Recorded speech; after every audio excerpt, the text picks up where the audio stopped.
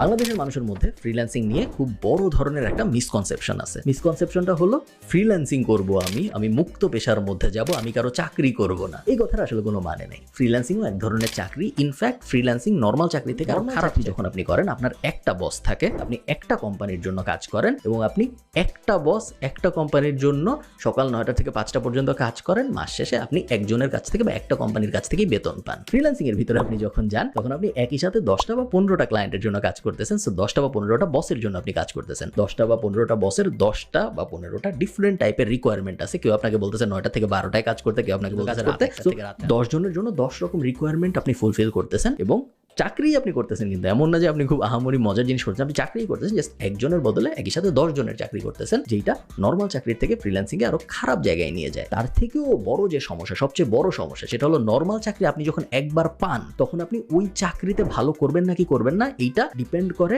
আপনার কাজের কোয়ালিটি পেয়েছেন। সেই চাকরিটায় আপনি যদি ভালো পারফর্ম করেন, আপনি যদি খুব খারাপ না হন, ওই কোম্পানির ভিতরে আস্তে আস্তে আপনার গ্রোথ হইতে থাকবে। যদি গ্রোথ নাও হয়, খুব বাজে কোম্পানি ধরে নিলাম, আপনি খুব বাজে ধরনের কাজকর্ম না করলে হয়তো আপনি ফায়ার হবেন না, আপনি স্ট্যাগনেন্ট থাকবেন, আপনি খুব উপরের দিকে যাবেন এরকম না, বাট আপনি ফায়ার হবেন না। ফ্রিল্যান্সিং এর ক্ষেত্রে সমস্যা হইলো আপনার প্রত্যেক দিনই নতুন চাকরিও খুঁজতে থাকতে হবে, কারণ আগের প্রজেক্টগুলো তো শেষ হয়ে যাবে, তাই না? তো এই কারণে নর্মাল চাকরির থেকে অনেক সময় ফ্রিল্যান্সিং খারাপ। তো কথা হইলো, এতই যদি খারাপ হবে ফ্রিল্যান্সিং, তাহলে বাংলাদেশের মানুষ ফ্রিল্যান্সিং এত পছন্দ করে কেন? মুক্ত পেশা করবো, আমি কারো দাস হব না, আমি ফ্রিল্যান্সার হবো, এই ধরনের কথাবার্তা বলে কেন? বলার পিছনে কয়েকটা কারণ আছে এবং ওই কারণ আমাদের গুরুরা যারা কোর্স টোর্স বেচে, অথবা অনেক ক্ষেত্রে বাংলাদেশ সরকারও দেয়, আমরা ফ্রিল্যান্সিং কে এমন ভাবে পজিশন করছি যে বাংলাদেশের তরুণ সমাজ এখন ফ্রিল্যান্সিং করে আয় রোজগার করবে, বাংলাদেশের তরুণ সমাজ এখন চাকরি বাকরি করবে না, ওই অ্যাঙ্গেলে নিয়ে গিয়েছে। এবং ফ্রিল্যান্সিং এর ব্র্যান্ড পজিশনিংটা হয়ে গেছে এমন যে এই জিনিস তারাই করে যারা চাকরি করতে চায় না, যদিও ফ্রিল্যান্সিং আসলে চাকরি এবং অনেক ক্ষেত্রে নর্মাল চাকরি থেকে আরো খারাপ ধরনের চাকরি। এটা একটা কারণ। আরেকটা কারণ যে কারণে বাংলাদেশের মানুষ ফ্রিল্যান্সিং করতে চায়, সেটা হলো চাকরি তো আসলে নাই। নর্মাল চাকরি যদি অনেক অ্যাভেলেবল থাকতো, তাহলে হয়তো কেউ ফ্রিল্যান্সিং করতে চাইতো না, বাট যেহেতু নর্মাল চাকরির অ্যাভেলেবিলিটি এত কম, তো ফ্রিল্যান্সিং আমি করতে চাই কিছু নেই।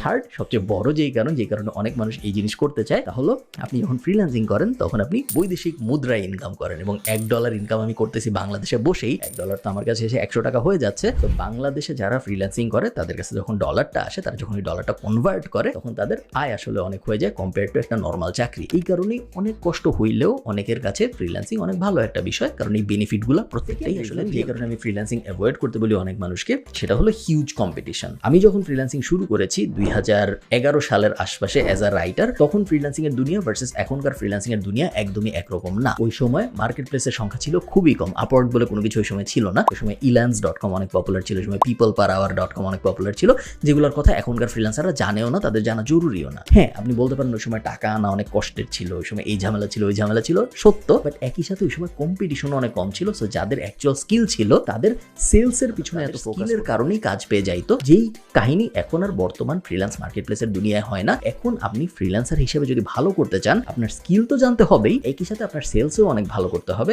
কারণ আপনার ক্লায়েন্টকে বুঝাইতে পারতে হবে যে আপনার ভালো স্কিল আছে। একটা সময় ছিল যখন শুধু ভালো স্কিল থাকা এনাফ ছিল না, ভালো স্কিল থাকা অবশ্যই জরুরি। একই সাথে আপনার যে ভালো স্কিলটা আছে, এটা ক্লায়েন্টকে বুঝাইতে পারার অ্যাবিলিটি, তো সেলসের অ্যাবিলিটিও অনেক বেশি জরুরি।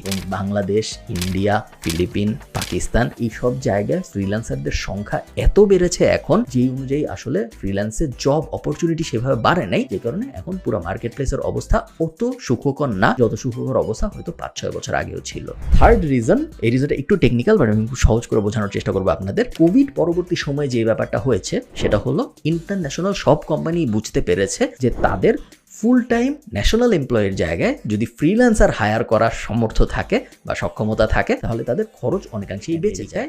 একটা রেস্টুরেন্ট চালাই, এখন আমার রেস্টুরেন্টের জন্য একজন সোশ্যাল মিডিয়ার মানুষ লাগবে। কোভিডের আগে আমি এক্সপেক্ট করতাম যে ওই সোশ্যাল মিডিয়ার মানুষটা প্রত্যেকদিন আমার রেস্টুরেন্টে আসবে, ছবি তুলবে, পোস্ট করবে সোশ্যাল মিডিয়ায়, খুব ভালো কথা। কোভিডের পরবর্তী সময়ে আমি রিয়েলাইজ করছি যে হ্যাঁ, ওয়ার্ক ফ্রম হোম বলে তো একটা ব্যাপার আছে, আমি নিজেই ছবি তুলোকে পাঠাই দিই, ও এডিট করবে, পোস্ট করবে। এই রিয়েলাইজেশনটা কোভিডের পরে বেশিরভাগ বিজনেসের এসেছে এবং এটার সাথে আরেকটা সাইড রিয়েলাইজেশন আসছে, যেটা হলো আচ্ছা, যদি এই কাহিনী সত্য হয়, যদি ওর কখনো আমার রেস্টুরেন্টে আসা নাই লাগে, তাহলে আমি ওকে কেন দিচ্ছি? ও বাংলাদেশ টাইপ বা ইন্ডিয়া টাইপ কোনো একটা জায়গায় এই কাজ দিয়ে দেই, আমার 10 ভাগের 1 ভাগ খরচ হবে। কথা সত্য। বাট খারাপ ব্যাপারটা যেটা হয়েছে, সেটা হলো বিভিন্ন কোম্পানিও এই অপরচুনিটিটা বুঝতে পারছে। আমি একটা এক্সাম্পল দিই আপনাদের। supportshepherd.com বলে একটা কোম্পানি আছে। এই কোম্পানির কাজ হলো ভার্চুয়াল অ্যাসিস্ট্যান্ট দেয়া এইসব কোম্পানিকে। সো অ্যাজ আ রেস্টুরেন্ট বা অ্যাজ আ এন্টারপ্রেনার, ধরেন আমার একজন ভার্চুয়াল অ্যাসিস্ট্যান্ট দরকার। একটা সময় ছিল কোভিডের আগে যখন আমার দরকার হইতো আমি upwork.com-এ যেতাম, আমি fiverr.com-এ যেতাম, যে আমি ওইসব জায়গার থেকে একটা ভার্চুয়াল অ্যাসিস্ট্যান্ট হায়ার করার চেষ্টা করতাম। বাট এখন কোভিড পরবর্তী সময় যেহেতু আমার হাতে অপশন অনেক চলে আসছে, আমার অনেক ডেডিকেটেড মার্কেট প্লেস আছে যারা শুধু ভার্চুয়াল অ্যাসিস্ট্যান্ট বা ফাইবারে না, যে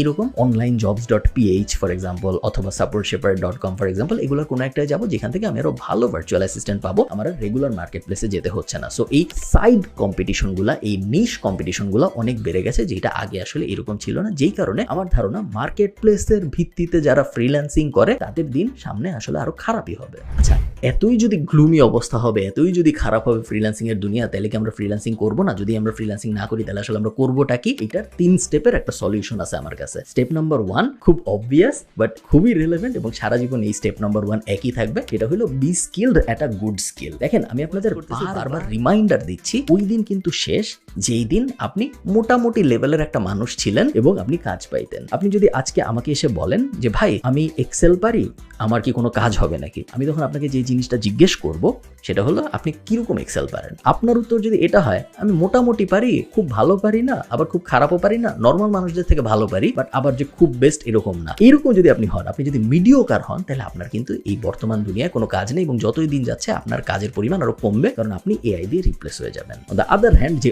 অনেক ভালো কাজ পারে, যে এক্সেলে দুনিয়ার বেস্টদের একজন, দুনিয়ার বেস্ট 1% বা 5%-এর একজন, তার কিন্তু আগামী 5 বছর 10 বছরে কাজের অভাব ওই রকম ভাবে হবে না কম্পেয়ার টু এই মিড লেভেলের মানুষের। যারা লো স্কিল তারা কিন্তু অলরেডি রিপ্লেস হয়ে গেছে, মিড লেভেলের মানুষ আস্তে আস্তে রিপ্লেস হওয়া শুরু হয়েছে। তো আপনার 1 নাম্বার স্টেপ হলো বি স্কিলড এবং দুনিয়ার 1 থেকে 5% স্কিলড মানুষদের একজন হইতে হবে আপনার ওই পার্টিকুলার স্কিলে। ওটা যেই স্কিলই হোক, ওইটা যদি খুব অবভিয়াস একটা স্কিল হয় যেটা এআই দিয়ে রিপ্লেস হয়, তারপরে ওটার যদি আপনি টপ 1% থেকে টপ 5% স্কিলড মানুষদের মধ্যে একজন হয়ে থাকেন, তাহলে আপনার জব এআই দিয়ে রিপ্লেস হবে না। তো 1 নম্বর কাজ হলো স্কিলড হওয়া, এবং স্কিলড হওয়ার জন্য আপনি ধরে নেবেন আপনার 12 মাসের মতো একটা সময় লাগবে। 12 মাসের বেশি যদি লাগে তার মানে হয়তো আপনি লেজি, 12 মাসের কম যদি লাগে তাহলে হয়তো আপনি ঠিকঠাক মতো শেখেন নাই। হ্যাঁ, অবশ্যই স্কিল অনুযায়ী এটা ভ্যারি করবে, সব স্কিল শিখতে তো আর 12 মাস লাগে না, বাট জেনারেলি বলতেছি 12 মাসের কমে কোনো একটা বিষয় আপনি খুব বড় এক্সপার্ট বা পণ্ডিত হয়ে গেছেন, এটা হওয়ার চান্স খুব কম। 2 নম্বর স্টেপ, বি আ ফ্রিল্যান্সার। আমি বলতে পারেন যে আমি ফ্রিল্যান্সিংকে বলতেছি কইরো না, তাহলে কেন বলতেছি স্টেপ 2 তে এসে ফ্রিল্যান্সিং করতে? কারণ আমি চাই আপনার ফ্রিল্যান্সিংটা হবে as a pathway to step 3। So 1 number step ছিল আমি স্কিলড হব, 2 নাম্বার স্টেপ হবে এখন আমি 1 বছর বা 2 বছর ফ্রিল্যান্সিং করব। আমার গোল হবে ফ্রিল্যান্সিং করে বড় লোক হওয়া না, আমার গোল হবে ফ্রিল্যান্সিং করার মাধ্যমে বিভিন্ন ক্লায়েন্টের সাথে কাজ করে আমার পোর্টফোলিও এনরিচ করা, ক্লায়েন্ট এক্সপোজার বাড়ানো, so client communication, sales, relationship building, একটা ডাইনামিক এক্সপেরিয়েন্স পাওয়া, এই ব্যাপারগুলো আমি আগামী 1 বছর বা 2 বছরে করার চেষ্টা করব। তো আপনি জিনিসটা চিন্তা করেন, জিনিসটা কি হচ্ছে। প্রথম বছরে আমি একটা জিনিস শিখেছি, 12 মাস আমি সময় দিয়ে একটা জিনিস শিখেছি।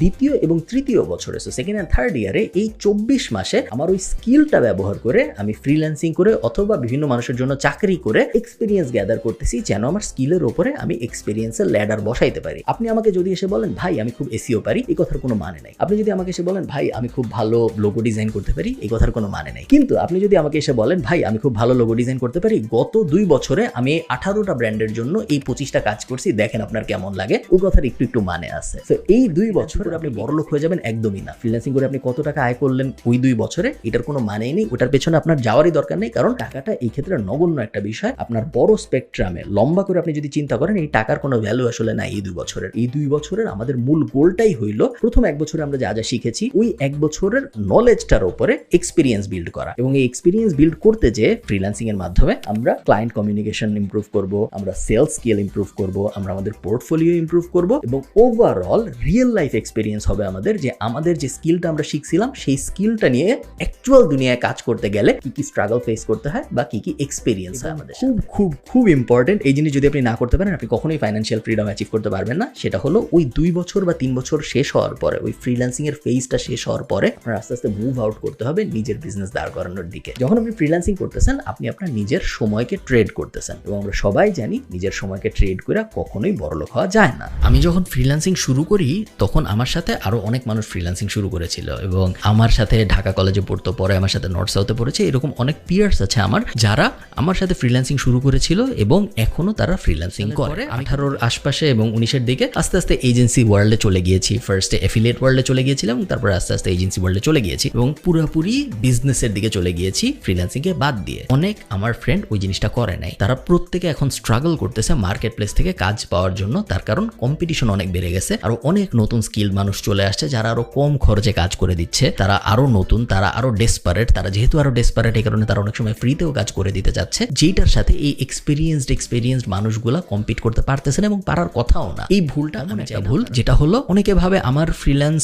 পোর্টফোলিও অনেক ভালো, আমার ফ্রিল্যান্স মার্কেট প্লেসের অ্যাকাউন্ট অনেক ভালো, আমার অনেক রিভিউ আছে, আমার অনেক রেটিং আছে, এভাবেই মনে হয় আমার জীবন চলে যাবে, কোনো সমস্যা নাই। বাট এইভাবে আসলে আপনার জীবন যাবে না। আপনার জীবন আস্তে আস্তে খারাপ হয়ে যাবে, কারণ মার্কেট প্লেস ডিপেন্ডেন্সি পুরা ওয়ার্ল্ড ওয়াইড কমতেছে এবং মার্কেট প্লেসে কম্পিটিশন বাড়তেছে। দুইটাই খারাপ ইন্ডিকেশন আমাদের জন্য, আমাদের মতো মানুষ যারা মার্কেট প্লেসে কাজ করে বা যারা ফ্রিল্যান্সার হিসেবে ভালো করতে চায় তাদের জন্য। এই কারণে আমি হোল হার্টেডলি আপনাদের রেকমেন্ড করব মার্কেট প্লেসের বাইরে আস্তে আস্তে চলে যেতে, নিজের বিজনেস সেট আপ করার দিকে যেতে। নিজের সময় ট্রেড করে কোনোভাবেই বড়লোক হওয়া সম্ভব না, আমি শিওর আপনারা এটা জানেন, বাট আমি আপনাদের আবারও রিমাইন্ডার দিচ্ছি, কারণ আপনার সময় লিমিটেড। আপনার দিনে 24 ঘন্টাই আছে। ওই 24 ঘন্টার প্রত্যেক ঘন্টার জন্য যদি আপনি $10 করেন তাহলেও আপনার দিনে ইনকাম হবে $240। আপনি যে বড়লোক হওয়ার ফাইন্যান্সিয়াল ফ্রিডমের ব্যাপারটা ভাবতেছেন, ওটা কখনোই আপনি অ্যাচিভ করতে পারবেন না ফ্রিল্যান্সিং করে বা কারোর জন্য চাকরি করে। আপনার বিজনেসে কনভার্ট করতে হবেই হবে, যেখানে আপনার টিম থাকবে, যেখানে মানুষজন কাজ করবে এবং আপনি আস্তে আস্তে একটা ম্যানেজেরিয়াল রোলে চলে যাবেন। শুনতে হয়তো একটু ভীতিকর শোনাইতে পারে, শুনলে হয়তো মনে হতে পারে যে এই জিনিস আমি করবো কিভাবে, আমি তো সারা জীবন একজন স্কিলড মানুষ হিসেবে ফ্রিল্যান্সার হিসেবে কাজ করে যাবো এরকম ভেবেছি। বাট ওরকম ভাইবেন না। হ্যাঁ,